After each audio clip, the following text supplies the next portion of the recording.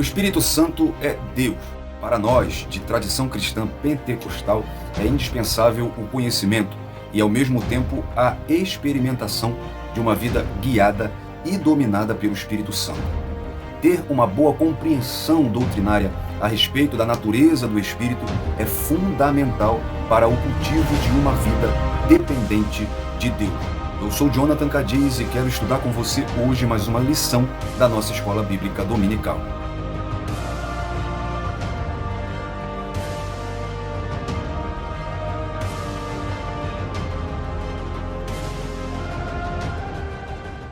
A paz do Senhor, meus irmãos em Cristo, tudo bem com vocês? Espero que sim. Bom dia, boa tarde ou uma boa noite, a depender do horário que você está entrando aqui no canal. Deixe nos comentários qual o horário, qual data que você está assistindo essa lição. Hoje nós vamos para mais uma lição da Escola Bíblica Dominical, da revista da CPAD da classe dos adultos, desse primeiro trimestre de 2025, que tem por título Em Defesa da Fé Cristã, combatendo as heresias que se apresentam com nova aparência.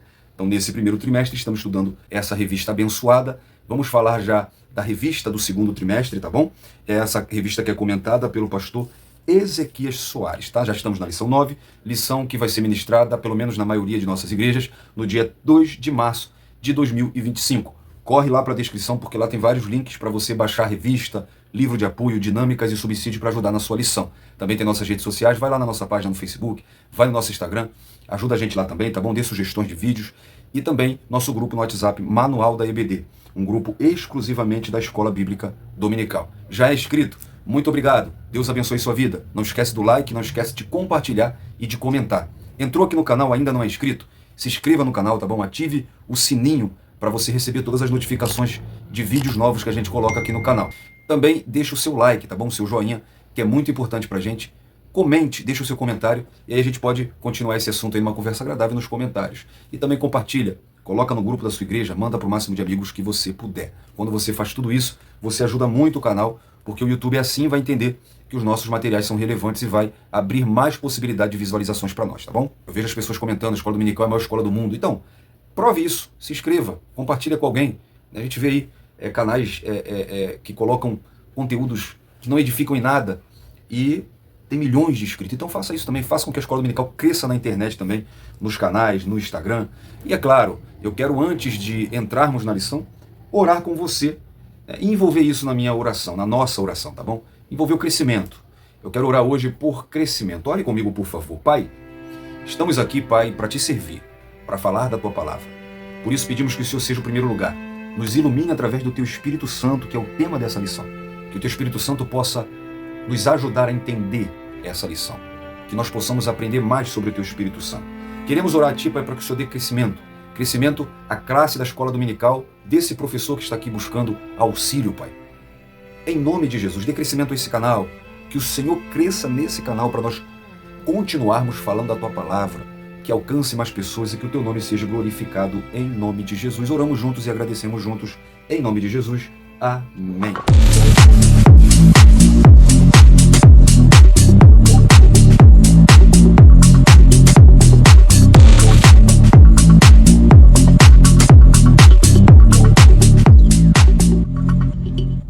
Bom, você lembra que na lição 8 nós falamos sobre Jesus viveu a experiência humana. Identificamos então a experiência humana no ministério de Jesus, explicamos as heresias que negam a humanidade de Jesus e reconhecemos como essas heresias se apresentam na atualidade. Nós fechamos as aulas sobre as heresias cristológicas, né? Paramos então de falar sobre a cristologia e vamos começar a falar então nessa lição, né, sobre a pneumatologia, que é a doutrina, a matéria da teologia que estuda a pessoa do Espírito Santo. A lição 9, né, é uma pergunta, e muito bom ser uma pergunta, porque muitos de nós não temos essa resposta. Quem é o Espírito Santo? E digo isso porque somos pentecostais, cremos na contemporaneidade dos dons, cremos que o Espírito Santo ainda batiza, ainda distribui dons na atualidade, mas nós negligenciamos o ministério do Espírito Santo. E hoje nós vamos falar sobre o Espírito Santo. Antes disso, eu quero mostrar para você, a pedido de algumas pessoas, tanto lá nas redes sociais quanto no grupo Manual da EBD, sobre a nova revista, tá bom? A nova revista, por que eu vou te mostrar ela aqui? Para a gente tirar uma dúvida, que eu estou vendo as pessoas aí com essa dúvida, inclusive já tem reclamação para essa nova revista, mas eu vou mostrar para você que não é bem isso. Vamos lá, segundo trimestre de 2025, o tema será "E o Verbo se fez carne, Jesus sob o olhar do apóstolo do amor". Ela é comentada pelo pastor Elienay Cabral. Então, por que eu estou fazendo questão? Primeiro, deixa eu te mostrar aqui o sumário. Olha só, a lição 1, o Verbo se tornou carne. Lição 2, o novo nascimento. Lição 3, a verdadeira adoração. Lição 4, o pão da vida. Lição 5, a verdade que liberta. Lição 6, o bom pastor e suas ovelhas. A 7 vai falar "Eu sou a ressurreição e a vida". A 8 vai falar sobre uma lição de humildade. A 9, o tema é o caminho, a verdade e a vida. O tema da lição 10 é a promessa do Espírito, olha, que nós estamos estudando aqui hoje. A lição 11 vai falar sobre a intercessão de Jesus pelos discípulos. E a lição 12 é do julgamento à ressurreição. E a lição 13 tem por tema renovação da esperança. Eu quero com isso explicar para você, porque alguns viram a capa, né, o tema do próximo trimestre, e estão dizendo, né, já que a gente ficou desde a lição 3 até a lição 8 falando de cristologia, o verbo encarnado, a natureza humana, a natureza divina de Jesus, Jesus como pessoa, Jesus como Deus, Jesus igual ao Pai, Jesus como parte da Trindade, Jesus teve experiências humanas. E aí me pega a nova revista, o verbo encarnado. Aí as pessoas estão falando, vai falar da mesma coisa? Não vai falar da mesma coisa. Aí no sumário dá para você entender que, na verdade, o que a próxima revista vai tratar é Jesus Cristo relatado por João. Então é um estudo sobre Jesus no Evangelho de João, tá bom? Vamos voltar aqui para nossa lição. Ainda está muito cedo para a gente falar do próximo trimestre. É só para você entender isso, tá bom? Não vai achando que é repetições, porque não é, tá bom? Então, hoje nós temos o texto áureo em 2 Coríntios, capítulo 3, versículo 17. Muito boa escolha, porque o pastor Ezequiel Soares, né, ou a edição da CPAD, ela trouxe a versão Nova Almeida atualizada, porque fica mais evidente, né, a deidade do Espírito Santo. Ora, este Senhor é o Espírito, e onde está o Espírito do Senhor, aí há liberdade. Então esse é um importante texto trinitário, enfatizando a relação íntima entre o Pai, o Filho e o Espírito, o mistério e a unidade da Trindade, né? Pai, Filho e Espírito Santo em um só Deus, né? Esse mistério da Trindade, né? E esses três estão a serviço da salvação. O Espírito Santo opera vida e salvação na pessoa e obra de Jesus Cristo, dando liberdade que remove não apenas o véu da antiga aliança, mas também a culpabilidade, né? E a escravidão do pecado. Tal liberdade permite que o cristão sirva a Deus não em função da culpa, mas em alegria e ação de graças. Então, esse texto é muito bom, a verdade prática, ela traz para nós também uma verdade que eu quero falar com você. É necessário primeiro conhecer a verdadeira identidade do Espírito Santo, à luz da Bíblia, para então poder defendê-la. Então vamos lá. Em primeiro lugar, antes de defender, tem que conhecer, isso é apologética. E conhecer o quê? A verdadeira identidade do Espírito Santo à luz da Bíblia. Você tem que conhecer quem é o Espírito Santo da Bíblia, qual é a função dele, o que ele é, para depois então você poder defender. Uma boa apologética, ela não pode ser feita por quem não conhece. E isso aqui é muito bom, né? No pentecostalismo, a gente aprender mais, explicar mais, falar mais sobre a pessoa do Espírito Santo. Quantos crentes não sabem o que o Espírito Santo faz na vida do cristão?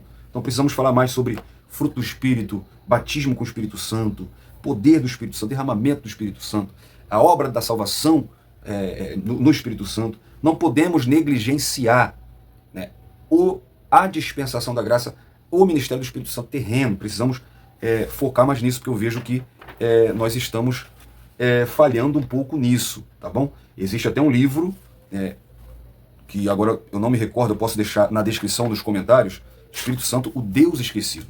Porque nós não falamos do Espírito Santo, não ensinamos sobre o Espírito Santo, e nós temos que ter cuidado com isso, tá bom? Vamos discorrer sobre isso nessa lição, entendendo que o Espírito Santo é a terceira pessoa da Santíssima Trindade. Então nessa lição, nós temos o propósito de apresentar o Espírito Santo de acordo com como está revelado na palavra de Deus, bem como pontuar sua deidade, atributos e obra. Em seguida, veremos como ao longo da história algumas heresias em relação ao Espírito Santo se levantaram contra o ensino ortodoxo. E finalmente veremos como essas heresias se apresentam atualmente. A leitura bíblica em classe está em João, capítulo 14, versículo 16, 17, versículo 26, e também o Evangelho de João, capítulo 16, do versículo 7 ao versículo 14. Vamos acompanhar então.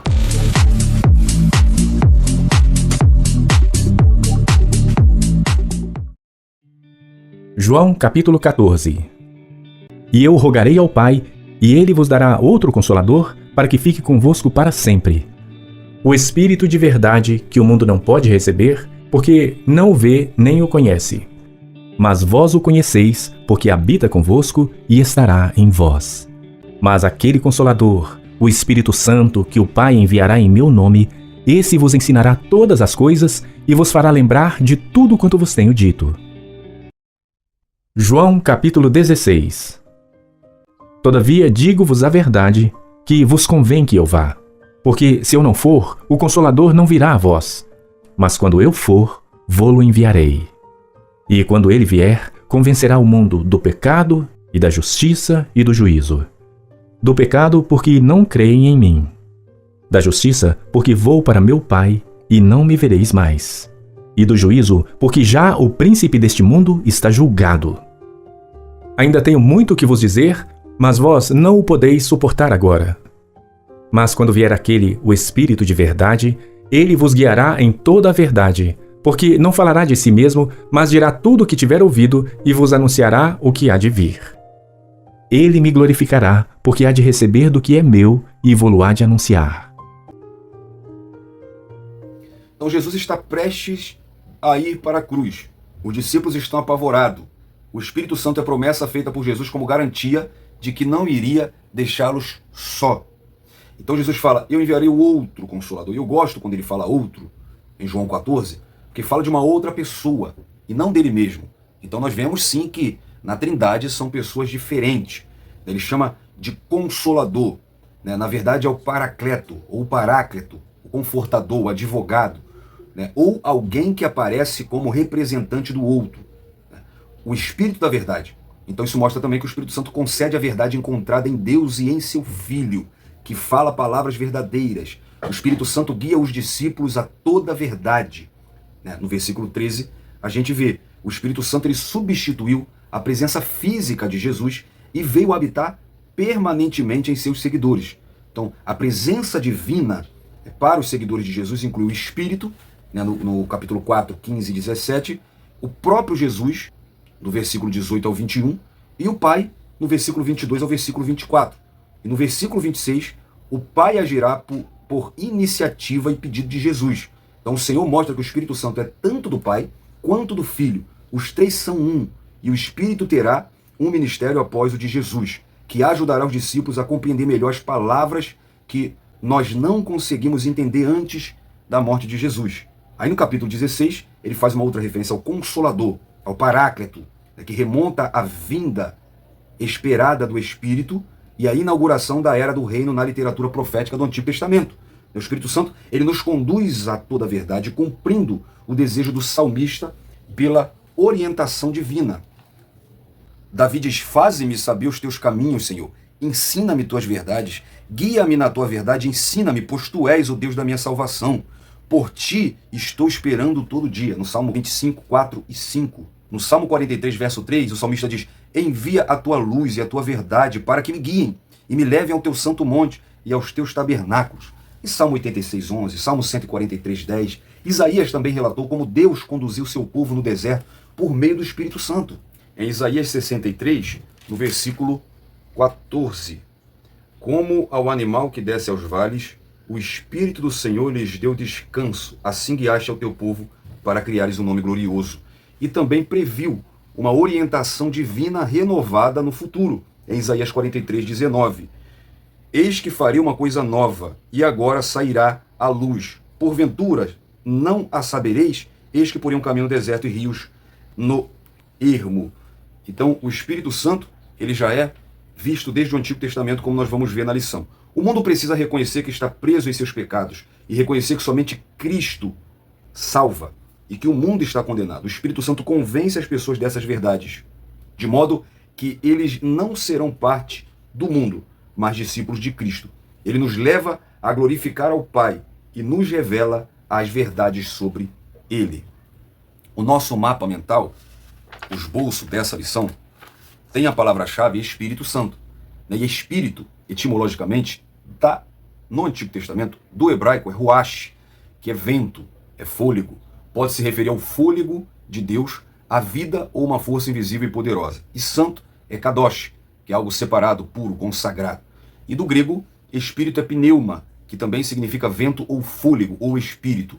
No contexto bíblico, refere-se ao Espírito de Deus que dá vida e poder. E santo do grego é agion, que significa santo, separado, consagrado para Deus. Então, etimologicamente, pode ser entendido como o vento sagrado, o fôlego sagrado, ou a presença divina que santifica. Na Bíblia, o Espírito Santo é apresentado como a terceira pessoa da Trindade, com atributos divinos, e uma função na criação, salvação e santificação.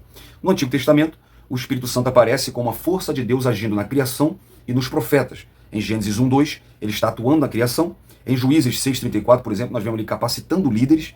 E Ezequiel 36:26-27, Deus diz: porei dentro de vós o meu Espírito. Então, uma promessa de renovação espiritual futura que ocorre no Novo Testamento, onde o Espírito Santo é visto como consolador, guia e presença ativa de Deus na igreja. Nós vemos em Mateus 3,16, ele em uma forma corpórea de pomba no batismo de Jesus. Em João 14:16-17, Jesus faz essa promessa de deixar o Espírito, também em João 16. E em Atos 2, do 1 ao 4, essa promessa ela é realizada com a descida do Espírito Santo no Pentecoste. Então, ele regenera, em João 3,5, na conversa com Nicodemos, Jesus diz que o Espírito Santo, ele traz um novo nascimento, o nascimento do Espírito, a regeneração. Ele também santifica, 1 Coríntios 6,11. Ele ensina, Jesus diz isso também no texto de João 16,13, que quando ele viria, nos ensinaria e nos faria lembrar todas as palavras dele. Ele nos capacita com dons, em 1 Coríntios 12:4 ao 11. Então o Espírito Santo, ele não é apenas uma força ou energia, mas é Deus atuando ativamente na vida do cristão.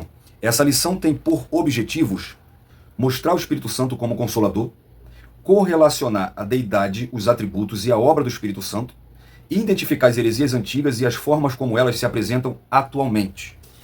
Para isso, ela está distribuída da seguinte maneira. Primeiro tópico, o Consolador. Subtópico 1, o Outro Consolador. Subtópico 2, o Paracleto. Capítulo 16, versículo 7. Subtópico 3, seu uso no Novo Testamento. O tópico 2 tem por título Sua Deidade, Atributos e Obras. Subtópico 1, Sua Deidade. Subtópico 2, Seus Atributos. Subtópico 3, Suas Obras. E o terceiro tópico mostra as heresias antigas e novas. Subtópico 1, as primeiras heresias. Subtópico 2, as heresias na atualidade. E subtópico 3, o Espírito Santo em outras religiões. Então, uma prova de que o Espírito Santo ele tem sido um pouco deixado pouco estudado, compreendido, é a própria lição. É claro que, historicamente, houveram mais, eu vou falar isso com você mais detalhadamente, mais heresias contra a pessoa de Jesus. A igreja passou a maior parte do primeiro século combatendo heresias cristológicas. É por isso que a gente teve tantas lições cristológicas. Mas aí a gente vem agora e só tem uma lição sobre o Espírito Santo. Mas nós também temos que compreender que o comentarista ele tem que seguir um parâmetro. São apenas 13 lições para trabalhar tanta coisa, que a apologética é uma das matérias mais difíceis, heterodoxia, porque você vai falar de história, você vai ter que trazer para a atualidade, e você vai ter que mostrar a verdade bíblica, e são muitas heresias, são muito assunto. Então, fica difícil realmente, mas a CPAD poderia trazer novamente, porque já tivemos, e foi muito bom e agradável, e trazer novamente um trimestre inteiro para a gente falar sobre o Espírito Santo. Creio que isso vai acontecer novamente se Jesus não voltar. Então, gente, a introdução diz que a identidade do Espírito Santo é revelada nas Escrituras desde o livro de Gênesis até o Apocalipse. É fato que a igreja, desde os dias apostólicos, o reconhecia como Deus igual ao Pai e ao Filho. Essa deidade absoluta do Espírito Santo é revelada de maneira direta nos seus atributos divinos e nas obras e funções pertencentes a Deus. Todos nós precisamos estudar e conhecer essa verdade bíblica, pois desde a antiguidade existem heresias sobre a terceira pessoa da Trindade. É sobre isso que vamos estudar na presente lição. Então, como eu disse, saímos da cristologia e vamos entrar, então, na verdade não entrar, mas nessa lição apenas vamos tratar da pneumatologia. E o tópico primeiro, como eu já disse, o Consolador, ele tem 3 subtópicos. O Outro Consolador, o Paracleto e seu uso no Novo Testamento. O Consolador. E eu quero começar com você lendo a declaração de fé das Assembleias de Deus, a nossa declaração de fé. No capítulo 6, começa a falar sobre o Espírito Santo. E também uma boa ideia para você, uma boa dica. Leia todo esse capítulo 6 da declaração de fé, que vai tratar apenas da pessoa do Espírito Santo. Então ela vai tratar aqui sobre seus nomes e títulos, a deidade do Espírito Santo. O Espírito Santo possui atributos da divindade e realiza as obras de Deus, o Consolador, a personalidade do Espírito Santo e os símbolos do Espírito Santo. Então, se você ler aqui, você vai aprender muita coisa, tá? Então, na página 67 e 68, cremos, professamos e ensinamos que o Espírito Santo é a terceira pessoa da Santíssima Trindade.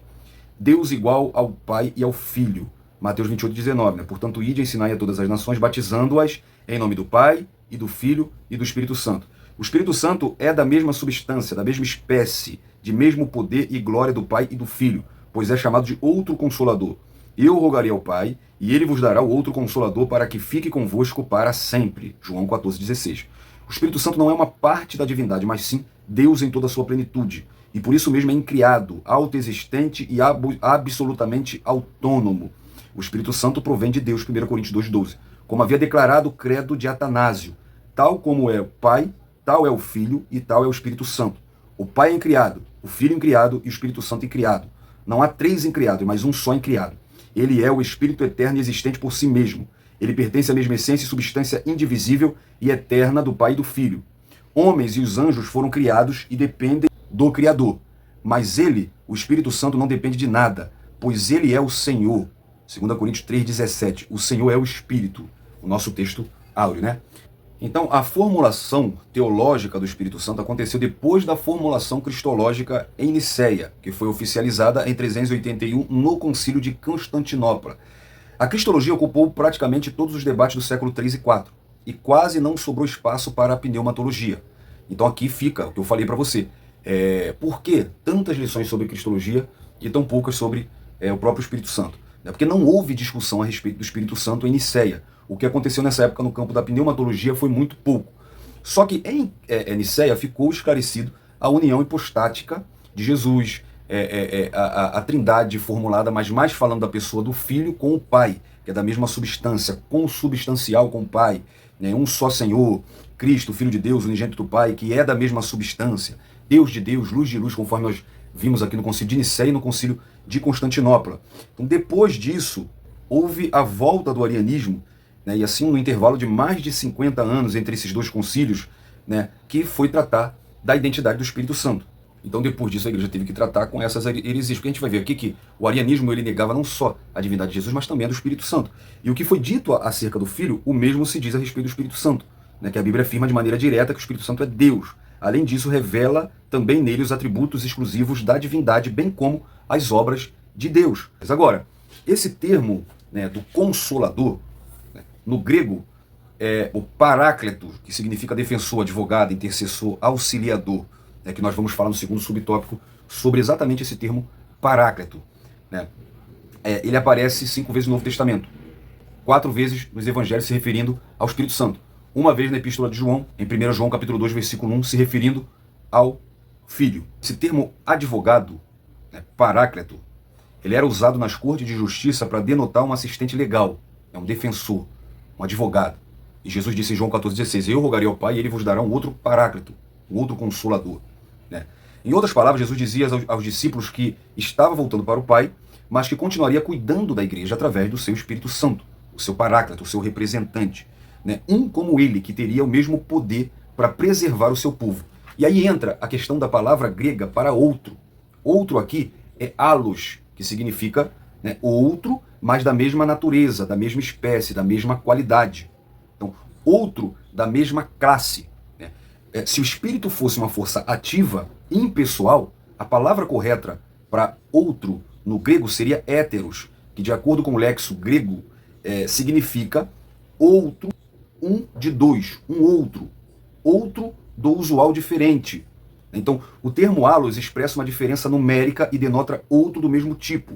O termo héteros, ele expressa uma diferença qualitativa e denota outro de tipo diferente. Então, Cristo prometeu enviar outro Consolador usando o termo allos, que significa outro como ele, e não héteros, que seria outro diferente.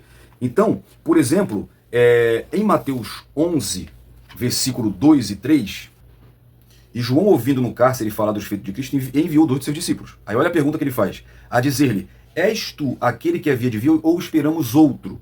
Outro aqui é héteros, ou seja, uma outra pessoa diferente, um outro de outra espécie, de outra substância. Agora, quando Jesus diz em João 14, versículo 6, eu enviarei um outro Consolador, o termo grego é allos, é outro da mesma natureza, da mesma espécie. Portanto, o outro Consolador é uma outra pessoa da mesma essência de Cristo. Subtópico 2, o Paracleto, capítulo 16, versículo 7. Então, é interessante a gente entrar aqui no tempo, a gente entender o motivo de Jesus fazer essa promessa aqui, qual foi a conversa, o que aconteceu nesse cenário. E você lembra que aqui Jesus está no fim do ministério. Os discípulos acabaram de tomar a última ceia com o Mestre. Os seus corações estavam tristes pensando na sua partida. Eles estavam oprimidos pelo sentimento de fraqueza e debilidade. Aí eu fico imaginando, né, a pergunta que se passava, ou as perguntas na cabeça dos discípulos. Quem nos ajudará quando ele partir? Quem nos ensinará e nos guiará? Quem estará conosco quando pregarmos e quando ensinarmos? Como podemos enfrentar esse mundo hostil? Então tudo isso Jesus responde na promessa que ele daria um outro como ele, um consolador, um paráclito. E aí esse paráclito, né, o segundo dicionário de Stanley Orton, o termo grego parácletos é derivado de pará, que significa parar ao lado de, junto com outro termo grego, kaleo, que é chamar ou convocar. Então ele é passivo na sua forma e seu antigo significado, antes no Antigo Testamento, que era alguém chamado para ajudar, socorrer, aconselhar alguém. E no passado, a maioria dos teólogos católicos, eles entendiam que essa palavra significa um advogado, um consultor jurídico de defesa. Aqui ele é representante de Cristo que convence os homens a respeito da verdade a fim de levá-los ao arrependimento. Então paráclito é uma palavra grega polissêmica. O que significa isso? Que ela tem mais de um significado.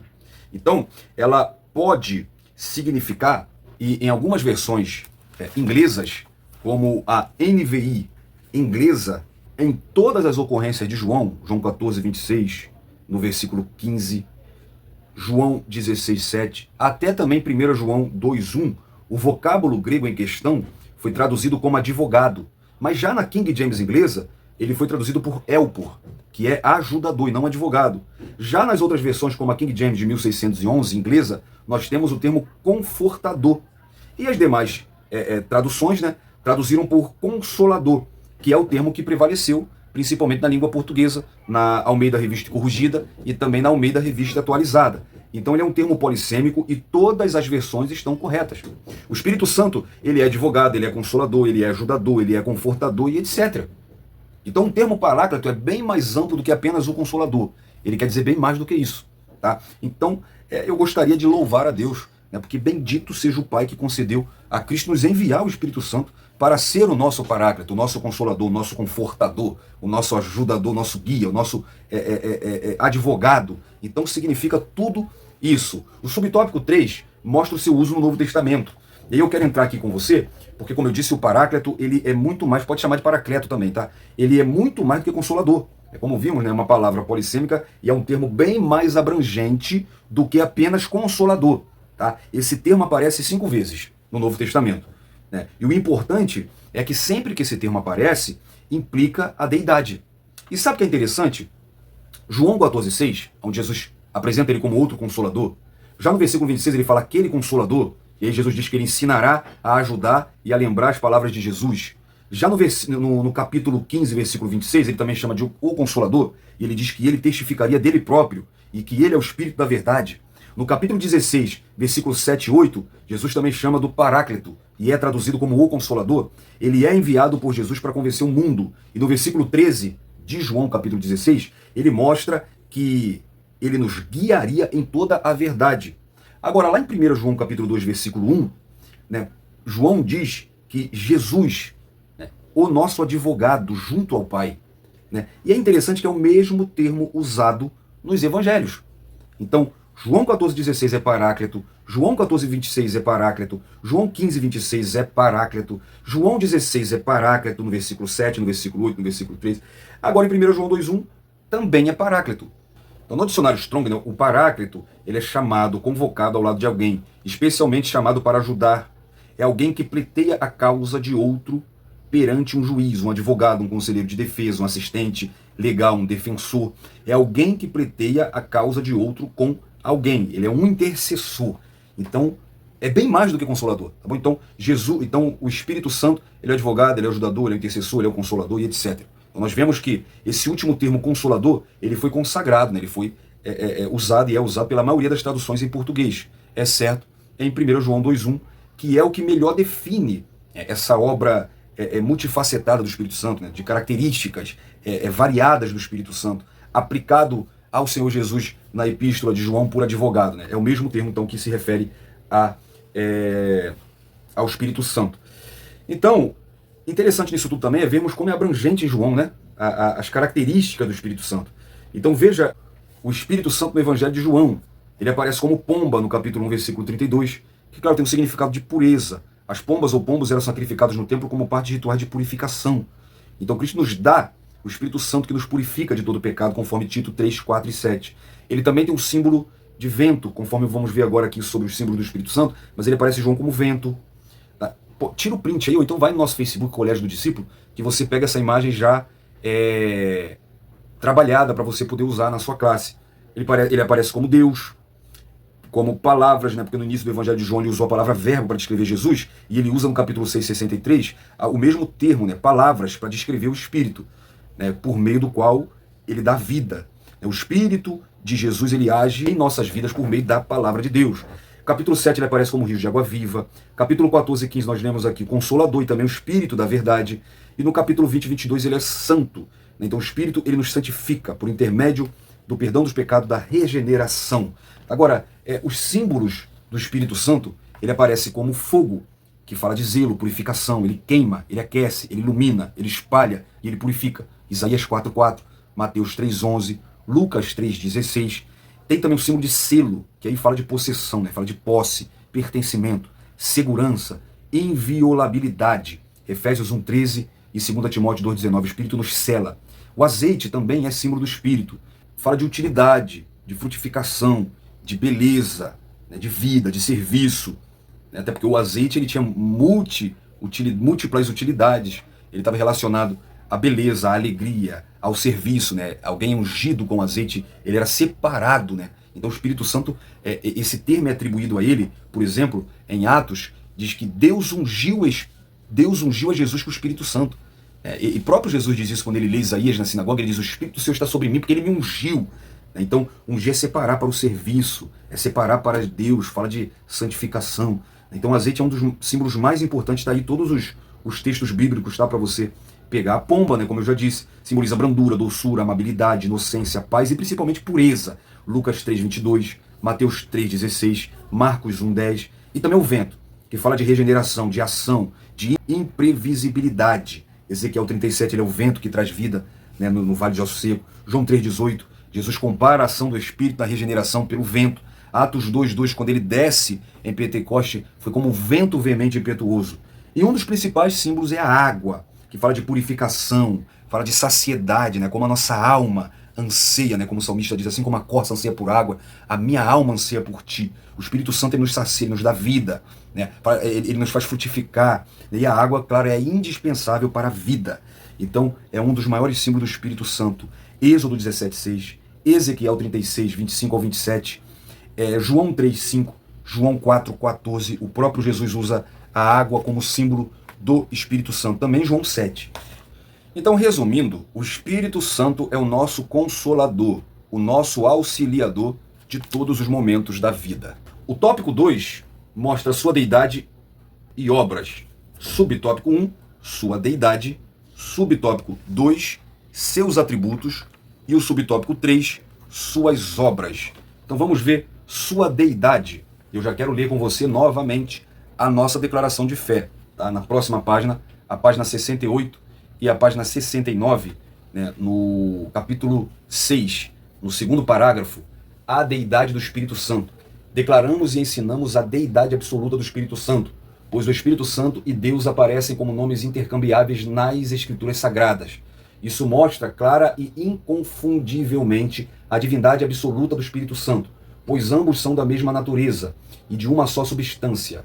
O Espírito do Senhor falou por mim, e a sua palavra esteve na minha boca, disse o Deus de Israel, segundo Samuel 23, 2 e 3. Ananias, por que encheu Satanás o teu coração, para que mentisse ao Espírito Santo e retivesse parte do preço da herdade? Por que formaste esse desígnio em teu coração? Não mentiste aos homens, mas mentiste a Deus. Atos 5:3. Não sabeis vós que sois templo de Deus e que o Espírito de Deus habita em vós? 1 Coríntios 3:16. Não se trata de uma doutrina isolada, pois a Bíblia, além de afirmar a deidade do Espírito Santo, também revela os mesmos atributos que são exclusivos de Deus, assim como as mesmas obras de Deus. Então, o Espírito Santo não é uma parte da divindade, mas sim Deus em toda a sua plenitude, e por isso mesmo ele é incriado, ele é autoexistente, ele é autônomo. Então, na Trindade, há nomes específicos para cada uma das três pessoas, né? Como o Pai, por exemplo, em João 1,14, né, ele diz que o Verbo se fez carne, né, e vimos a sua glória como unigênito do Pai. Então fala do Filho de Deus, né, Jesus, muitas vezes há esse termo atribuído a Jesus, Filho do Homem, Filho de Deus, né? Por exemplo, Marcos 1,1, e Espírito Santo, né, como textos que nós já vimos, como Mateus capítulo 1,18. Então, eu vou explicar aqui para você o seguinte, teologicamente, o Paracleto, né, o Espírito Santo, é chamado de terceira pessoa da Trindade. Para isso, eu quero recapitular com você o Espírito Santo e a doutrina da Trindade. Porque nós falamos da doutrina da Trindade, né, mas baseando-se no Filho. Mas vamos lá, as Escrituras ensinam que Deus é um. Deuteronômio 4,35, Deuteronômio 6,4, ouve a Israel, teu Deus é o único Deus. Isaías 37,16 e muitos outros textos, inclusive no Novo Testamento. Contudo, a unidade divina é uma unidade composta de três pessoas que são Deus Pai, Deus Filho e Deus Espírito Santo. A gente aprendeu isso aqui. Mateus 28,19, batizando em nome do Pai, do Filho e do Espírito Santo. E 1 Coríntios 12. Então os três cooperam unidos em um mesmo propósito, onde não existe nenhum tipo de hierarquia ou superioridade entre eles. Não se tratando também de três deuses, né, o triteísmo, que nós também aprendemos, e nem três modos ou máscaras de manifestações divinas, né, que é o unicismo. Antes, são três pessoas, mais um só Deus. Então, entendendo isso, por quê? Porque pode surgir essa dúvida, e mesmo que não surja, eu acho legal você explicar. Por quê? Se não há hierarquia, se não há o subordinacionismo, por exemplo, porque nós vamos ver até aqui hoje, que os testemunhos de Jeová mesmo, eles falam que o Pai é Deus, que enviou o Filho, ou seja, é menor, que enviou o Espírito Santo, que é menor ainda, né, que é uma doutrina arianista que nós vamos ver aqui. Mas assim como o Filho teologicamente é chamado de segunda pessoa da Trindade, o Pai é chamado de primeira pessoa da Trindade, o Espírito Santo é chamado da terceira pessoa da Trindade. Então não é hierarquia nem desigualdade ou querer dizer que um tem mais poder do que o outro. Na própria Bíblia, nem sempre os três são vistos dessa forma, Pai, Filho e Espírito Santo. Às vezes, né, são em ordens seguidas, né? Então, a razão de o Espírito Santo ser chamado da terceira pessoa da Trindade diz respeito à sua função, né? Porque oramos ao Pai, através do Filho, pelo poder do Espírito. Porque, em termos de função, o Pai veio primeiro, depois veio o Filho, e o Espírito habita nos crentes. Tá? A nossa mente limitada, falha, né? A gente conhece a Trindade desde quando? A gente conhece a Trindade depois que a obra salvífica foi concluída, depois que nós temos relatos bíblicos, nós recebemos o Espírito Santo. Mas e antes disso, quem é que conhecia? O próprio Paulo diz, quem conhece a mente do Senhor? Quem pode conhecer? O próprio Paulo diz que hoje nós entendemos como enigma, como mistério. É por isso que nós não conseguimos compreender isso aqui. É por isso que no Antigo Testamento, né, o próprio Deus se revela como um, que na verdade é um Deus que subsiste entre as pessoas, né, e isso aqui ainda não era revelado. Quando vê a revelação disso aqui, muitos têm dificuldade de entender. Então, como nós conhecemos, né, através da obra da salvação, né, nós vemos o Pai no Antigo Testamento, e quando isso aqui foi revelado, nós vemos vislumbres da Trindade já no Antigo Testamento. E aí o Pai enviou o Filho, né, morreu, ressuscitou, subiu ao céu e enviou o Espírito Santo. Por isso fica essa ordem de primeira pessoa da Trindade, segunda pessoa da Trindade, terceira pessoa da Trindade. Não que um seja maior que o outro, não que um tenha maior poder. Tá bom? Então, no monoteísmo judaico, o Espírito de Deus é visto como seu próprio Espírito, sem distinção pessoal, diferentemente da compreensão cristã da Trindade, pois apesar de ser o Espírito do Pai e do Filho, ele é uma pessoa e não uma força impessoal. Ele é um ser pessoal, que possui personalidade, sentimentos, que inclusive reage a atos praticados pelo próprio ser humano. Então vou mostrar para você aqui algumas reações do Espírito Santo. Pedro obedeceu ao Espírito Santo em Atos 10, 19 ao 21. Ananias mentiu ao Espírito Santo, né, e ele reagiu. Estevão disse aos judeus que sempre resistiram ao Espírito Santo. O apóstolo Paulo nos recomenda não entristecer o Espírito Santo. Os fariseus blasfemavam contra o Espírito Santo e os cristãos são batizados em seu nome. Então, o Espírito Santo, ele tem reações. O Espírito Santo, ele tem personalidade. Ele fala, Atos 13:2, Apocalipse 2:7. Ele guia, Atos 8:29, Romanos 8:14. Ele intercede, Romanos 8:26. Ele testifica, João 15:26. Ele ama, Romanos 15:30.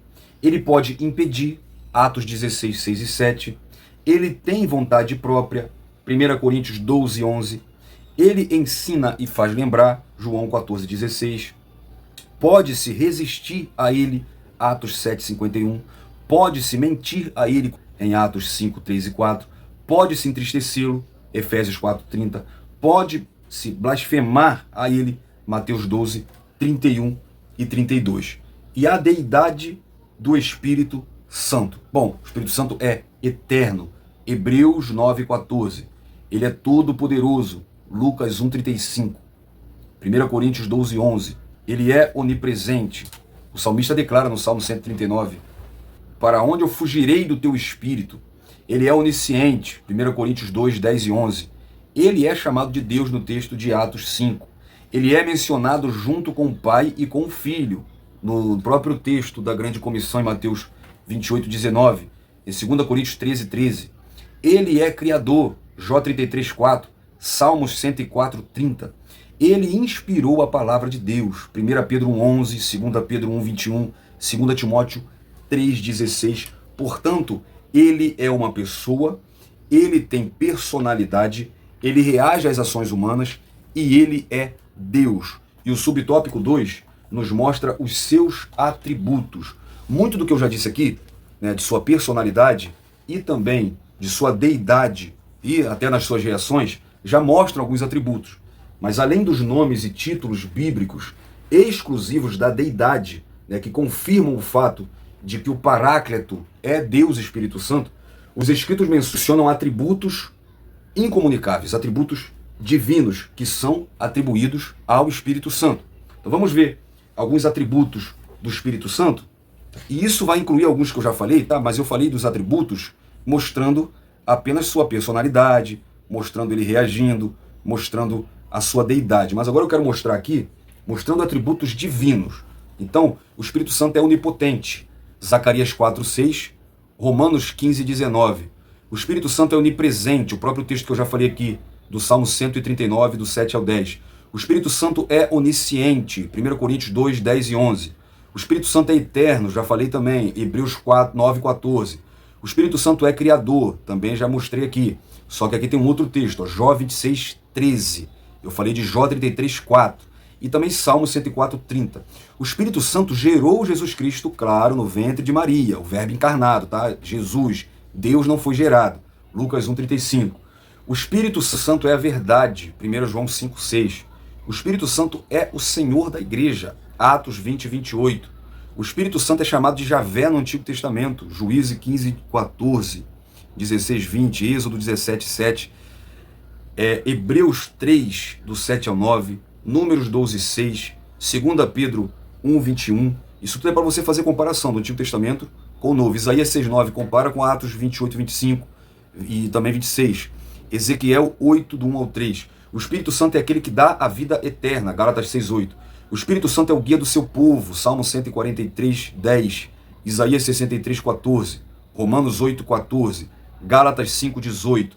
O Espírito Santo é o santificador dos fiéis, Romanos 15:16, 1 Pedro 1:2. O Espírito Santo é aquele que habita nos fiéis, João 14:17, Romanos 8:11, 1 Coríntios 3:16, 1 Coríntios 6:19, 2 Timóteo 1:14 e Tiago 4:5. O Espírito Santo é santo, como o nome mesmo diz, Romanos 15:16, 1 João 2:20. E o Espírito Santo, ele é fonte de poder e milagre. O Espírito Santo é o autor do novo nascimento. O Espírito Santo é o autor da vida. O Espírito Santo é o distribuidor dos dons espirituais. O Espírito Santo é o conhecedor do coração de todos os seres humanos. O Espírito Santo é conhecedor do futuro. O Espírito Santo é salvador e o Espírito Santo é sábio. Deve ter sido difícil para os integrantes da cúpula das Testemunhas de Jeová em lidar com tantas passagens bíblicas de maneira tal que conseguisse persuadir seus adeptos nessa crença tão desprovida de consistência bíblica que jamais uma pessoa conhecedora da Bíblia admitiria. A divindade do Espírito Santo não nasceu no Concílio de Nicéia, não foi invenção humana, mas é uma verdade que está exageradamente vista na palavra de Deus. E nele assim encontramos e assim cremos. Portanto, fica claro à luz da Bíblia que a divindade do Espírito Santo é uma verdade que não nasceu de concílio ou de invenções humanas. Vamos ver suas obras. Então, antes de tudo, o Espírito Santo, junto com o Pai e o Filho, ele é o Criador de todas as coisas. Então, Deus Pai, Deus Filho e Deus Espírito Santo estavam juntos criando o mundo. Então, se é para falar de suas obras, já começamos por aí. O Espírito Santo, ele é Criador de todas as coisas, com o Pai e também com o Filho. E claro, cada um tem uma função própria na criação, assim como também na salvação. O Pai cria. Em Gênesis 1:1, fala que Deus criou todas as coisas. O salmista diz, no Salmo 133, verso 6, que Deus criou todas as coisas. O Filho é o verbo criador. Em João 1, versículo 1 e 3, ele é visto como verbo, que era Deus que estava com Deus, e que através dele todas as coisas foram feitas. Paulo diz em Colossenses, capítulo 1:16, que através de Jesus todas as coisas foram feitas. E o Espírito Santo já estava ativo na organização e na sustentação da vida. Em Gênesis 1:2, o Espírito Santo pairava sobre as águas.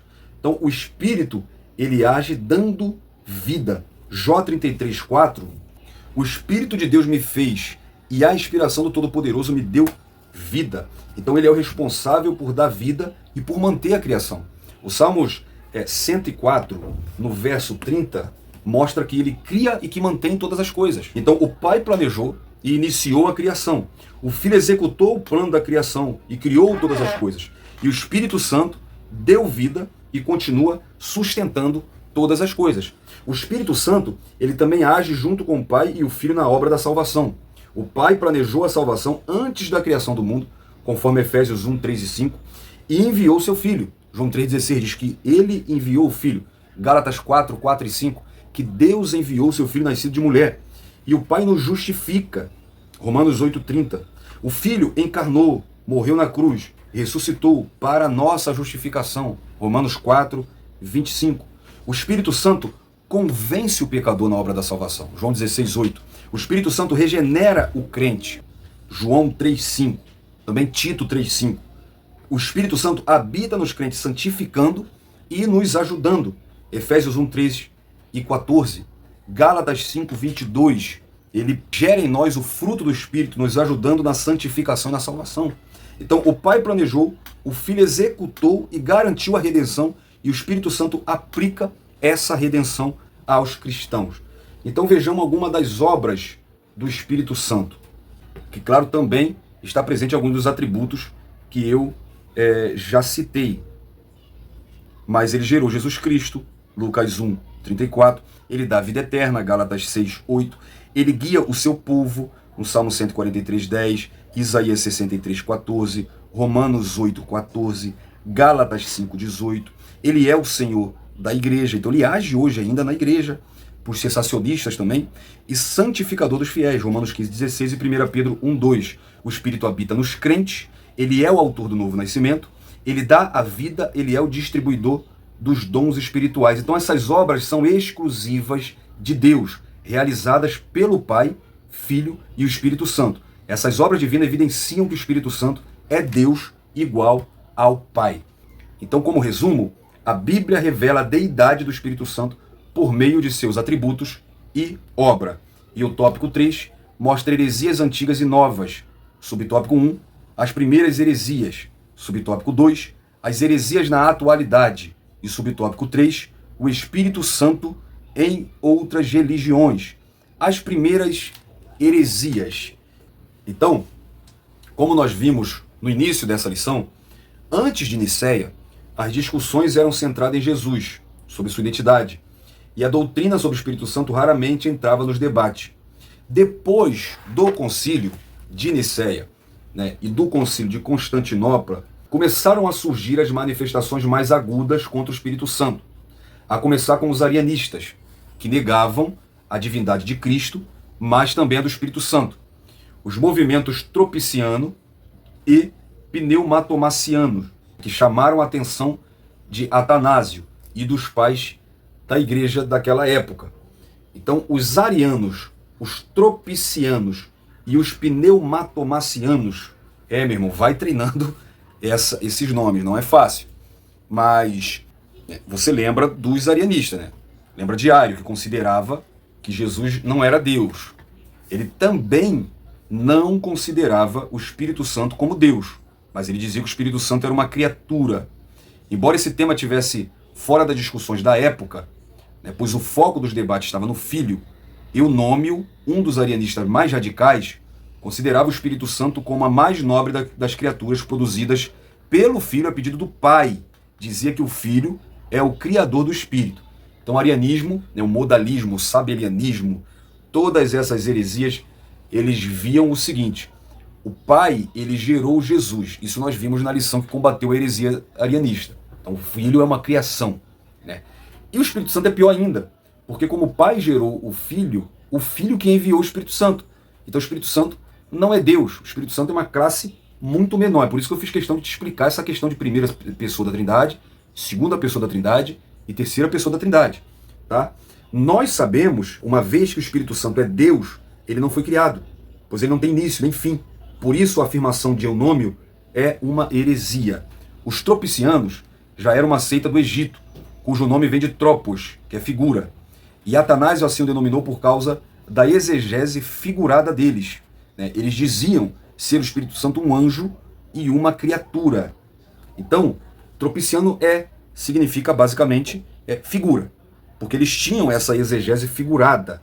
E essa exegese figurada refere-se a interpretações das escrituras de maneira não literal, utilizando figuras de linguagem ou simbolismo para explicar determinados conceitos onde não há linguagem figurada no texto.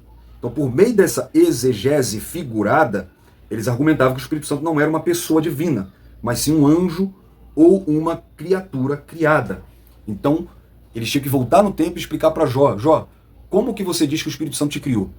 Porque se ele é um ser criado, interessante que se Jesus é criado, como ele pode criar?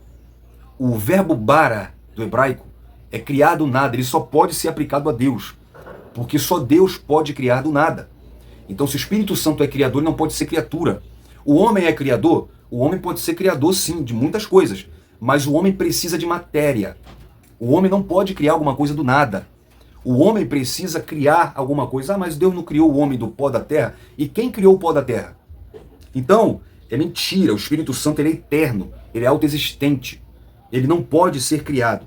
E o pneumatomacianos, eles surgiram depois dos tropicianos, né? E esse termo, pneumatomachoi, vem de pneuma, espírito, e machomai, que é falar mal, contra, eram opositores do Espírito.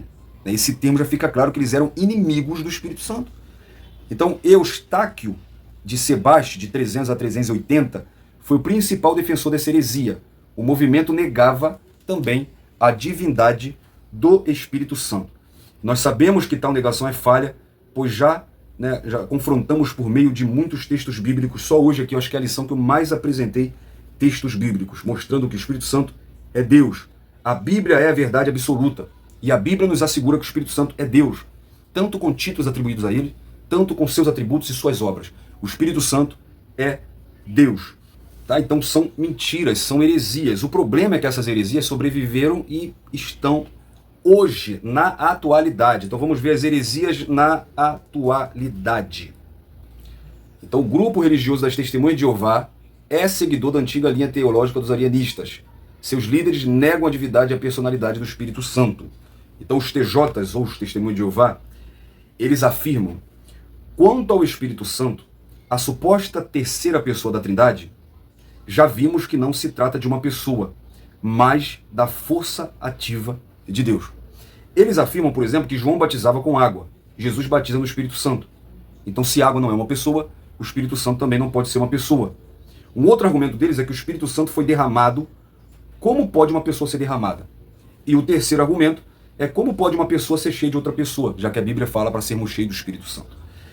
O apóstolo Paulo, ele disse que estava sendo derramado por libação.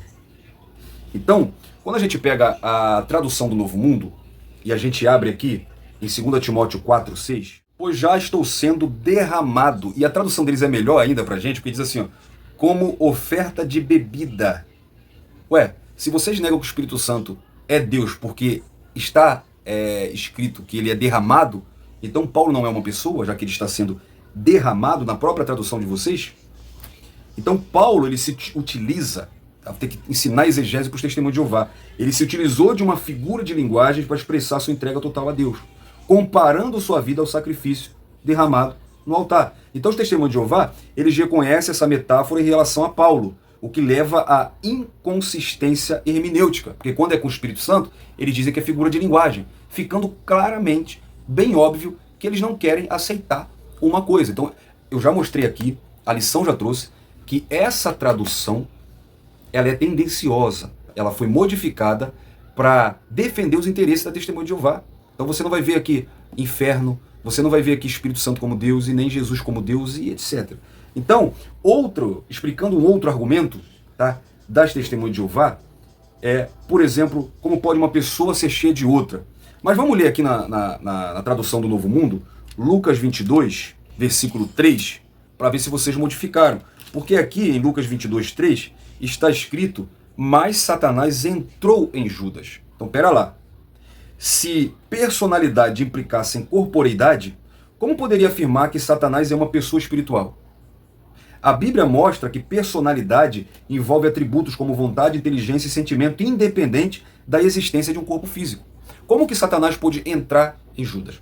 Como que uma pessoa pode ser cheia da outra? Então Satanás também não é uma pessoa, porque se podemos ser cheios do Espírito Santo, isso implica em ser apenas uma personificação. Vamos ver então, vamos dar uma olhada aí. Vou botar na sua tela para você acompanhar comigo a tradução do Novo Mundo sobre o Espírito Santo.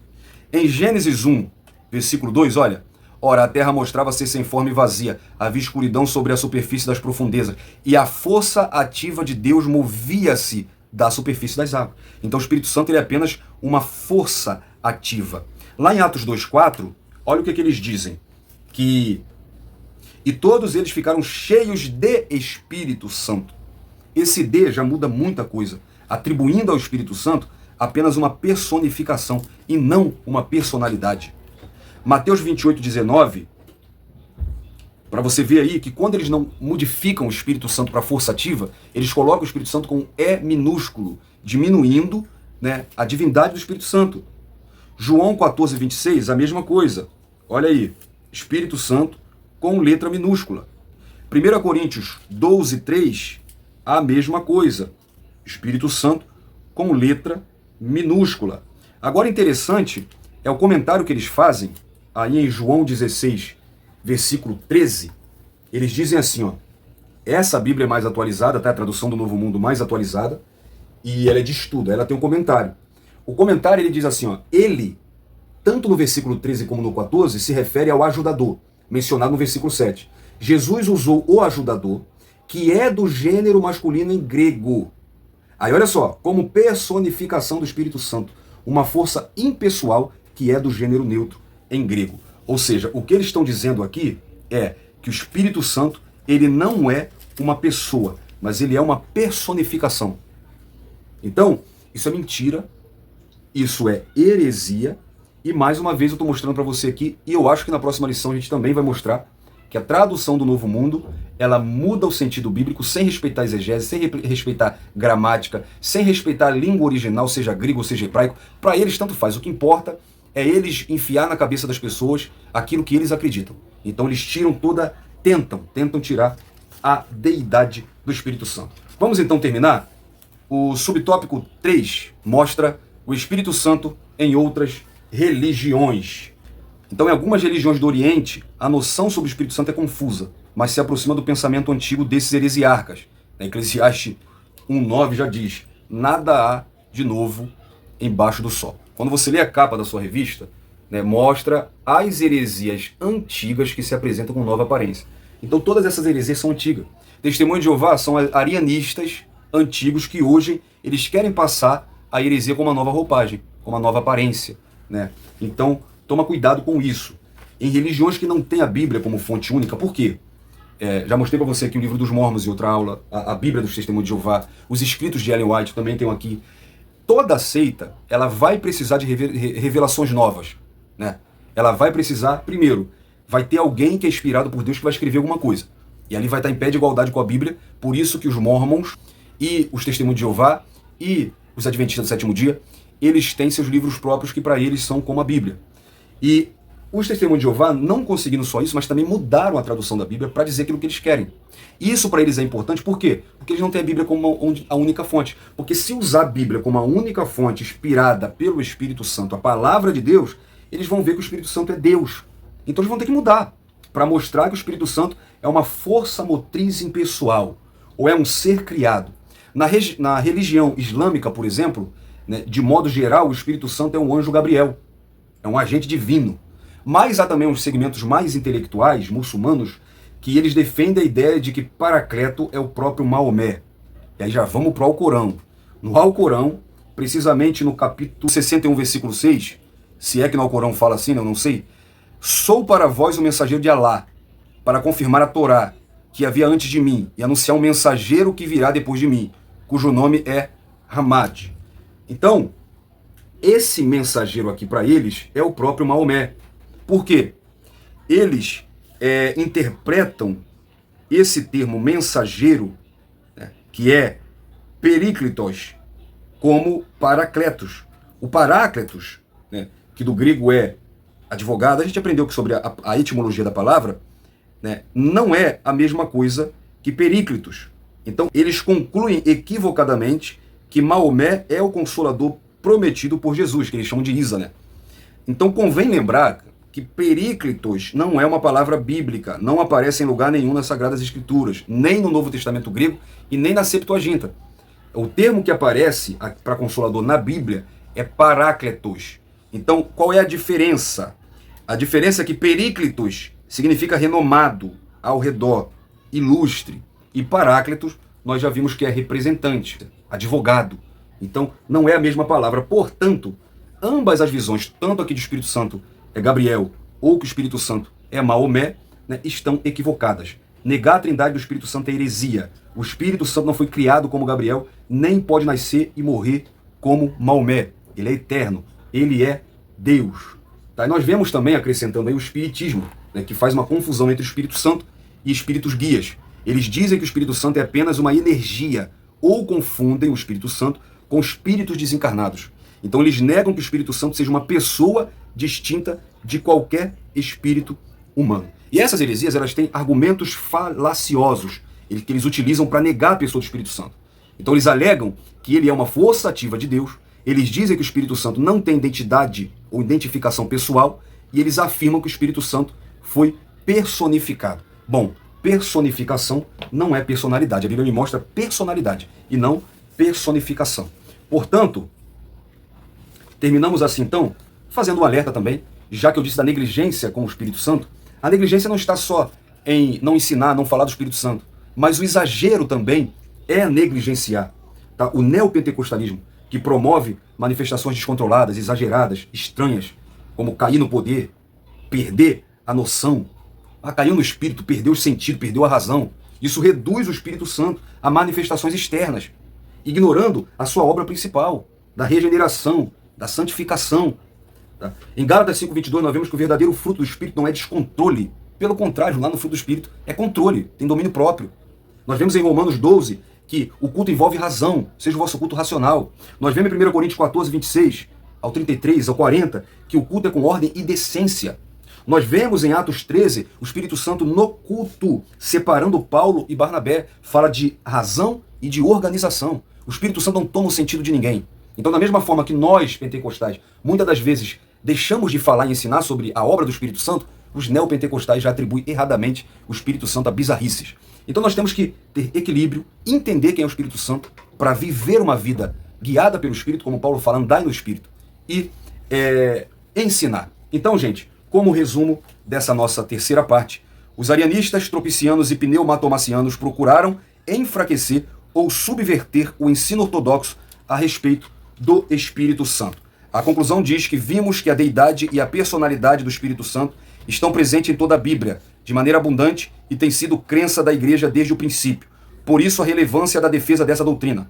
O Consolador é enviado pelo Pai em nome de Jesus para ensinar os discípulos e fazer lembrar de tudo que o Filho ensinou e para testificar dele. Não é possível uma força ativa e impessoal ser enviada em nome de alguém tendo tais atributos. Portanto, nós não podemos dar ouvido a nenhum ensino que enfraqueça a personalidade do Espírito Santo, seu caráter capacitador, bem como sua obra regeneradora e santificadora. A terceira pessoa da Santíssima Trindade, o Divino Espírito Santo, foi nos dado pelo Filho para nos guiar, consolar e capacitar. E eu termino orando pela sua vida e pedindo a você que ore comigo. Vamos rogar ao Pai. Espírito Santo, nós queremos louvar, engrandecer o teu nome e agradecer pela oportunidade que tivemos hoje de falar da tua palavra. Nos ajude sempre, Espírito Santo. Nos santifica, nos capacita, nos guia, interceda por nós. Leva essa oração agora até o Pai. Nos ajuda nos santificando. Nos ajuda a vencer o pecado. Em nome de Jesus, Espírito Santo. Nos enche de poder para pregar a tua palavra. Nos enche de poder da revelação da tua palavra e do teu fruto, moldando o nosso caráter. É o que nós te pedimos e te agradecemos em nome de Jesus. Eu espero ter contribuído para mais essa lição. Se Jesus não voltar e Ele permitindo, eu espero você até as próximas lições. Não perca também o vídeo do questionário dessa lição. E a nossa próxima lição, que tem como tema o pecado corrompeu a natureza humana. Permitindo Jesus, eu te espero até lá. Fique na paz, um abraço, Deus abençoe sua vida.